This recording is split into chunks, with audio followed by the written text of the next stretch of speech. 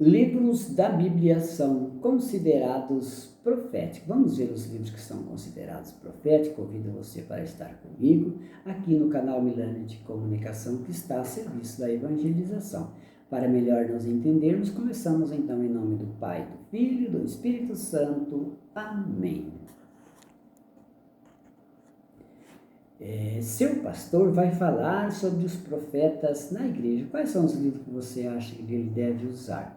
Talvez Jeremias, Ezequiel, Isaías e outros com nomes estranhos ou livros pequenos. Mas você ficará surpreso se ele falasse sobre Josué ou Samuel. Você esperaria que livros do Novo Testamento também fossem considerados proféticos e fossem incluídos?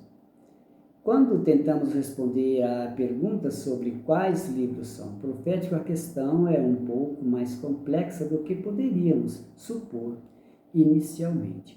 O que significa um livro bíblico como sendo profético? Para responder esta pergunta, devemos primeiro estabelecer que se entende pelo termo profético. Uma das definições mais simples que já ouvimos da profecia é pronunciação inspirada pelo Espírito. Mas, se este for o caso, o que fazemos com a segunda carta de Timóteo, capítulo 3, versículo 16? Toda escritura inspirada por Deus é útil para ensinar, repreender, corrigir, treinar na justiça. Isso que está escrito nesse versículo lá. Isso nos tornaria as escrituras, pelo menos em algum sentido, profética? Quando a maioria das pessoas pensam em profecia, porém pensa no que é profético, o que é predito e aponta para algo futuro.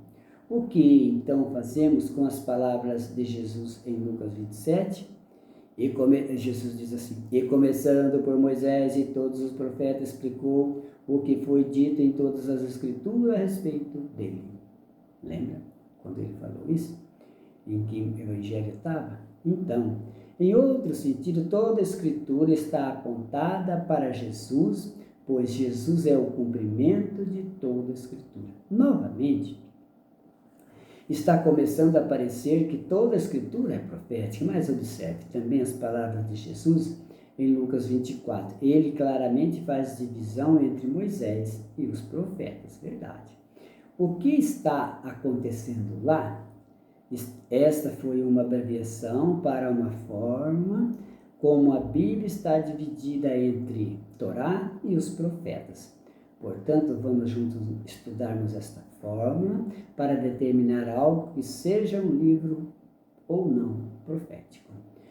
Como observado anteriormente, toda a escritura é inspirada por Deus e tudo aponta para Jesus. Nesse sentido, tudo é profético e essa construção são um tanto arbitrária.